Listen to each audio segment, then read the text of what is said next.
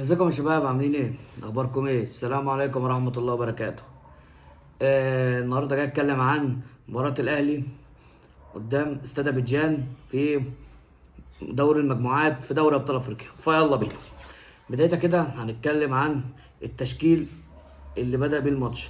ابتدى بخرم مصر الاول محمد الشناوي، على اليمين أزنة مرات عيني خالد عبد الفتاح، ياسر إبراهيم، رامي ربيعة، شمال كريم الدبيس، ثلاثة في نص الملعب عمرو السولية، مروان عطية، وأحمد نبيل كوكا، اللي المفروض كانت التشكيلة نازلة بأكرم توفيق، وهنتكلم عن الموضوع ده. ووينج شمال إمام عاشور، وسام أبو علي ربنا يرجعه لنا بالسلامة، وسير الشحات. بصوا الشوط الأول ده فيه كمية كلام أقوله سلبي بطريقة مرعبة. بدايتها نتكلم. بص، محمد الشناوي انا قلت عليه في الاول، زميته وانا بقول التشكيله، بس محمد الشناوي النهارده ما غلطش، لان انا اسف هو ما جاش عليه غير 4 كور، شال 3 وكوره دخل الجون. هنتكلم عن الجون ده لما يجي وقته. في اول الماتش تتحس لعيبه مش قادره، لعيبه حرفيا مش قادره. في كميه ميس باص مش طبيعي، سواء من لعيبه نص الملعب او الهجوم، الا وسام ابو علي رجل المباراه مقاسمه مع امام عاشور.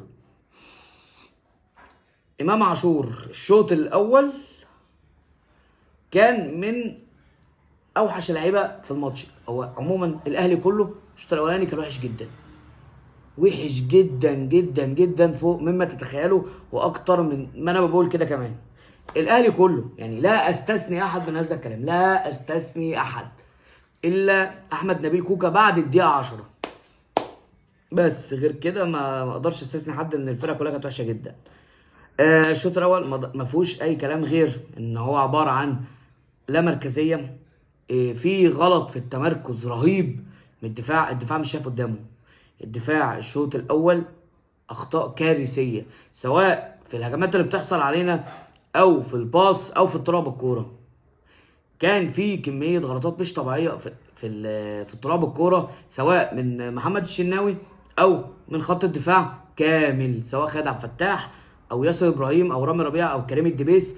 اللي انا بقول النهارده كريم الدبيس يعني احرجني انا شخصيا في رايي عنه. كريم الدبيس النهارده عمل ماتش حلو جدا لحد ما طلع. في الاول آه عندنا الهجوم كان وحش جدا، اللي هو كان في انفراده جت لحسين الشحات، اللي هي اتحسبت اوفسايد، اللي هو حسين الشحات بعد ما خرجها بره راح الحكم قال له مش اوفسايد، واكتشفنا في الاخر انها فعلا مش اوفسايد. يعني حسين الشحات بقاله فتره مش مركز. حسين الشحات بقاله فتره اوف مود. حسين الشحات بقاله فتره اوف فورم. حسين الشحات موجود زي ما مش موجود، لا سيما بس ماتش سموحه عمل اسيست لامام عاشور. لكن غير كده حسين الشحات كان اداؤه بقاله من اول الموسم وحش جدا، وحش وحش وحش قوي قوي قوي قوي، مع ان هو هداف الجيل الحالي.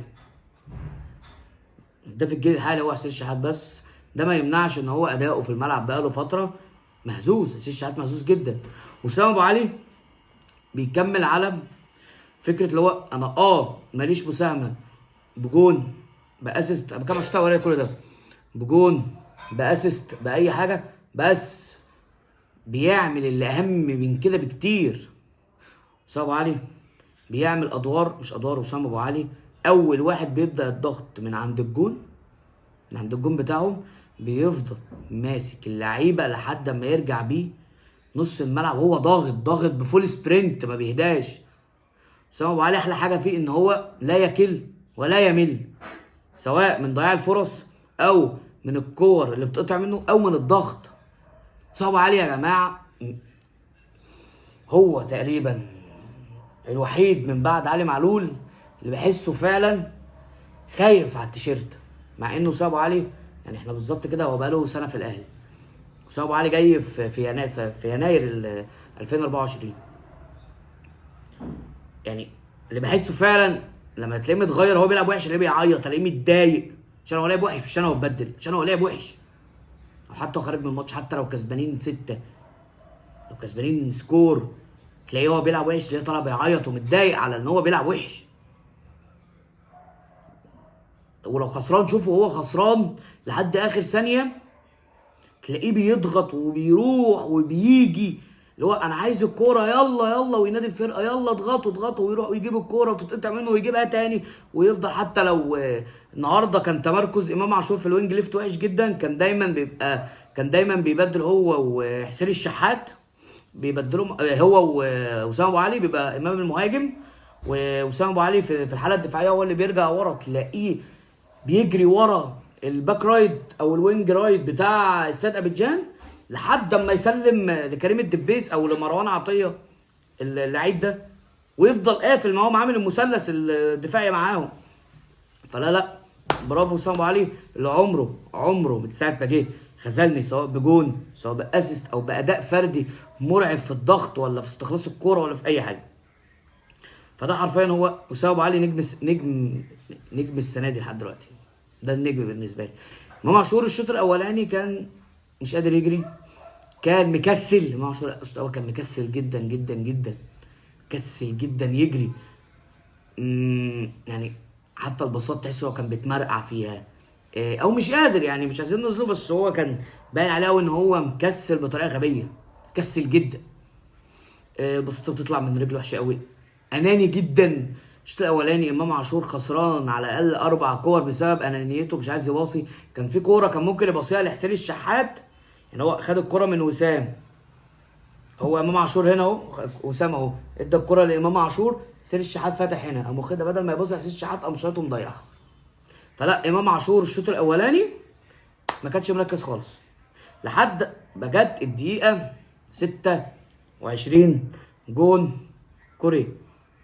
الجون ده فيه كمية غلطات من دفاع الأهلي مرعبة. أولهم كده الموظف، أو مش عارف أسميك إيه، أنا مش عارف أسميك إيه بجد يعني. خدم فتاح ده أنا مش عارف أديله لقب، إن هو خسارة في اللي أديله لقب أصلا، والله العظيم بكلمكم بكل أمانة، خسارة في اللي أديله لقب أصلا، والله العظيم. كتر ما هو مش لعيب، كتر هو اداؤه زفت، كتر ما هو مش موجود في الملعب، من كتر ما هو. انا نفسي افهم يا ابني انت ايه واسطتك اللي تخليك تلعب في الاهلي لحد دلوقتي؟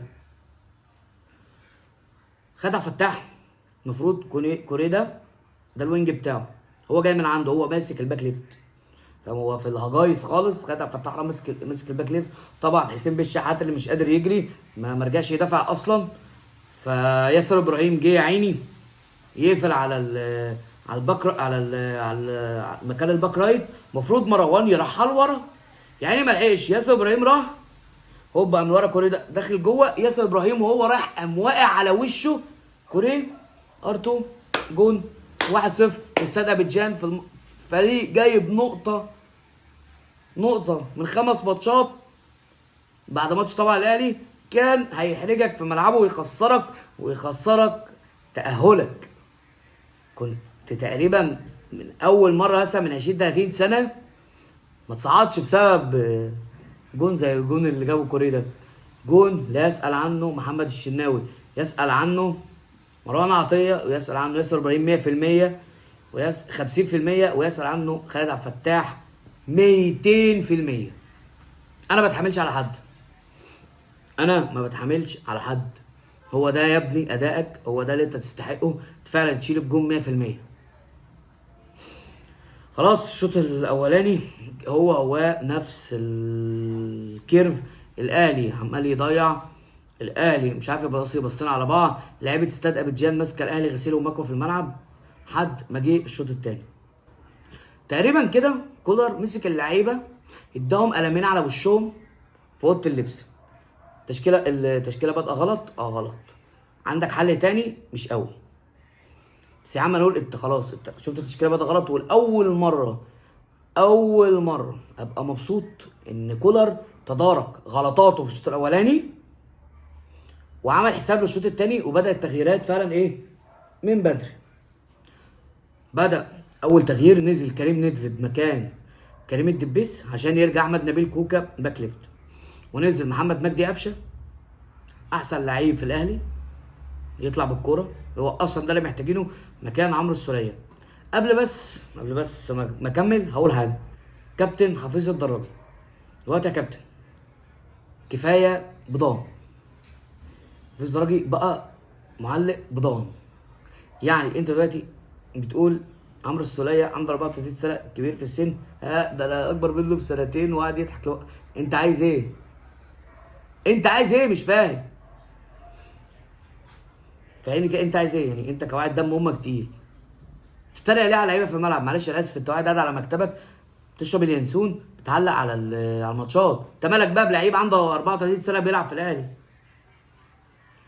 يعني ما اعرفش الصراحه ان التعليق ده غير في محله يا كابتن حفيظ. الصراحه انت غير موفق فيه، غير موفق فيه جدا.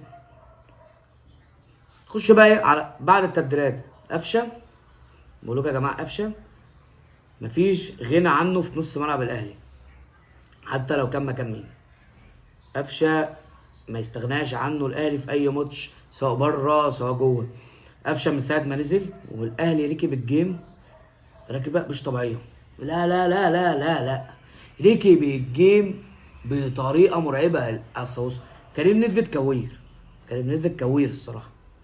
انا لما شفت تغيير كريم نيدفيد قلت بس كولر بدا يعبط وايه، كريم نيدفيد هينزل مش هيعمل حاجه. لا، كريم نيدفيد النهارده احرجني فعلا، عمل ماتش كويس.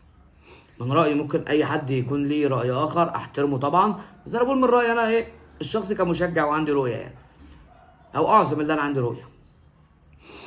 عمل ماتش كويس.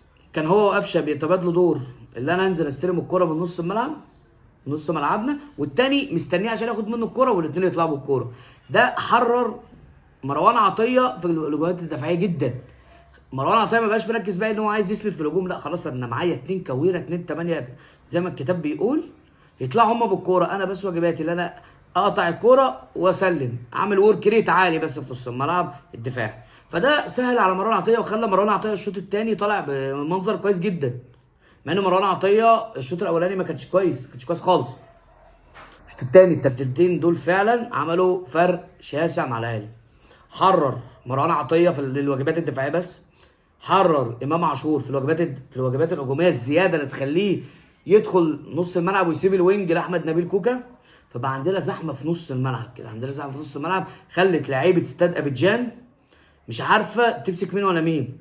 وده بان، ده بان في الجول الاولاني اللي عمل بتاعه البري اسيست حسين الشحات، اللي هو من كتر ما في زحمه في النص، في زحمه بنت لذينه في النص. كنت في الجون ده كان في جوه اسامه ابو علي وامام عاشور وقفشه على الخط وكريم نيدفيد جنبه واحمد نبيل كوكا من على الشمال من ناحيه الوينج. فلا كان في زحمه رهيبه. سير الشحات عمل الكروس، واسامه ابو علي الفنان حط الكوره هيدر جنب العارضه اللي هو اي حد يخش يا جماعه هيلمسها جون. وده اللي حصل، ده اللي حصل. هو قام رزعها على ايد امام عاشور لمسها بس داس عليها كده، داس عليها كده حرفيا جول. خلاص هدف التعادل للنادي الاهلي في الدقيقه 54. يلا هنرجع ايه الماتش في ايدينا لسه. الاهلي بدا يضغط، قفشه بقى بيدي باصات، قفشه بقى عامل ماتش مش طبيعي. هو الماتش ده عنوانه نزول قفشه مكان عمرو السولية 100% يا جماعه، 100% ده عنوان الماتش، عنوان الشوط الثاني، عنوان مكسب الاهلي 3 عموما. هو ده تبديله ونزول محمد مجدي قفشه مكان عمرو السولية، اللعيب اللي لا غنى عنه في نص ملعب الاهلي. بجد بجد لا غنى عنه، 100% لا غنى عنه يا جماعه. انا بحب قفشه، انا بعشق قفشه، بعشق محمد مجدي قفشه. ليه غلطات ساعات بيزودها في الكوره في رجله، بس لما بيبقى مركز بيطلع من رجله بساط دواء، قسما بالله دواء يا جدعان، مزاج. الجون التاني برضه ايه للاسف يعني هضطر اشيد بالموظف بتاعنا خالد عبد الفتاح. الصراحه عمل عرضيه حلوه جدا لامام عاشور. امام عاشور التحرك بتاعه في ظهر المدافعين دواء، اتحرك وبالهيد ركنها الحارس بامبا، عامل ماتش فاجر. بامبا عامل ماتش حوار الصراحه على الاهلي. بس برضه لبس التلاتة يعني زي ما كله بيلبس. بس حقيقي الصراحه الحارس بتاعهم يعني. خلاص جبنا الجول التاني، واحتفل على طريقه طرزان. الاحتفال مفيهوش اي حاجه، بس عشان ايه؟ لما تشوف بقى ايه كابتن ايمن يونس وكابتن سيف زاهر وبيرام عبد الجواد بقى والكباتن العليا، الكباتن العليا ورضا عبد العال بقى هيروحوا يقولوا ايه على الاحتفال ده كمان. اما نشوف اللي امام عاشور عامل لهم حرقان في حياتهم دول. بس جت بعديها نفس الفكره برضو. الاهلي ماسك كوره، الاهلي بيحاول، قفشه عمال يودي ادويه للعيبه، واحمد نبيل كوكا صامد. احمد نبيل كوكا عامل ماتش دفاعيا ولا اروع. وبعد الجون الصراحه، بعد الجول الاول اللي لبسناه، خط الدفاع بتاعنا عموما كله عامل ماتش روعه بخالد عبد الفتاح للاسف. كان ماتش كويس، ماتش كويس. الباقي كان عامل ماتش جامد، سواء رامي ربيعه او ياسر ابراهيم او احمد نبيل كوكا. جت بقى ايه؟ تبديلات جت طبعا يعني. خلاص كولر عمل تبديلين في الاول، بس هو ده اخر. عامل بقى ايه؟ نعمل تبديلين في الاخر في الدقيقه 90 بعد للاسف اصابه اسامه ابو علي، اللي محدش عارف الاصابه دي ايه. لسه التقارير ما طلعتش، لا بصور بعد الماتش على طول. لسه ما نعرفش الاصابه تبقى قد ايه، ولا الاصابه عامله ايه، ولا خطيره ولا مش خطيره. ان شاء الله بس ربنا يسلم ويرجع لنا بالف سلامه. نزل عمر الساعي مكان حسين الشحات، ونزل سمير محمد مكانه ابو علي. انا بحب الولا سمير محمد ده جدا، نفسي اشوفه يعني. انا نفسي اشوفه في ملعب اكتر من كده شويه، حتى لو هتنزله 10 دقايق بس يعني. بلاش دقيقه 90، بلاش دقيقه 90 يعني. انت المفروض اصلا عمر الساعي كان هينزل بالدقيقه 87. طبعا التبديل اتاخر عشان اصابه وسام ابو علي، فالاثنين نزلوا في الدقيقه 90. بالك انت هو منزل سمير محمد اضطراري عشان اصابه وسام، بس هو رزقه. في الجول التالت ازاي بقى؟ حلاوه الجول التالت في هدوء سمير محمد. قفشه دخل بالكوره، الولا خبطه، الحكم ما اداش حاجه. سمير محمد بقى ايه؟ اول ما استلمها في نص اول ما استلمها قدام الجون هدي، لا امام عاشور جاي قام بصاله، قام حط الهاتريك. بس الماتش خلص، خلاص. لا الماتش كان فيه كميه حاجات. الشوط الثاني كان فيه كميه حاجات حلوه، بالذات رجوع محمد هاني النهارده. غير يقيم طبعا، هو لسه راجع من الاصابه سواء بالسلب. هو حتى لو عليه كلام سلبي ما اقدرش اقيمه، انا هقيمه على الحاجات الحلوه. ان هو طبعا راجع من الاصابه، فاللي هنقول الحاجات الحلوه اللي هو عملها النهارده. محمد هاني من ساعه ما نزل الدفاع الاهلي اتقفل. كلامكم بكل امانه، دفاع الاهلي اتقفل 100%. محمد هاني كوني ما بقاش بيعدي منه. وانا مستغرب، يا ده محمد هاني بتاعنا، ده محمد هاني بتاعنا بجد. وشكله راجع بباشن، وشكله راجع فت، لان هو حسين الشحات عملوا كذا 1 2. طبعا عرضيات محمد هاني عارفينها، عرضيات محمد هاني وحشه جدا، بس ستيل الورك ريت بتاعه سواء دفاعيا او هجوميا كان عامل ماتش كويس جدا. بالذات دفاعيا قفل على كوريه ده قفله، لدرجه ان المدرب بتاع استاد ابيجان قلب كوريه يمين والله عشان يلعب على احمد نبيل كوكا. اما احمد نبيل كوكا قافلها عليه ضبه مفتاح برضه، مرجعه تاني مكانه عشان ايه؟ يعرف يشوط. هو شاط كتير الصراحه كوريه، بس ولا واحده كلهم طبعا في السماء. فلا مجمل كده الاهلي عمل ماتش كويس. الاهلي عمل شوط تاني كويس جدا جدا جدا. شوط تاني ممتاز لكولر، شوط تاني ممتاز للعيبه، ما عدا خدع فتاح. لا انا بحبكش يا اسطى، ما بحبكش. ما فيش عمار بيني وبينك، واتمنى انك تمشي في الاهلي دلوقتي حالا. اتمنى جدا جدا جدا جدا. وراجل المباراه زي ما قلت هو وسام ابو علي وامام عاشور. وسام ابو علي بضغطه، لكن راجل المباراة الحقيقي لتسجيل الهاتريك هو كابتن امام عاشور، اللي عامل حرقان لكل محللين الدوري، ما عدا المحللين المحترمين طبعا على راسنا ونشيلهم فوق راسنا. بس كده يا شباب، كده تبقى الحلقه خلصت.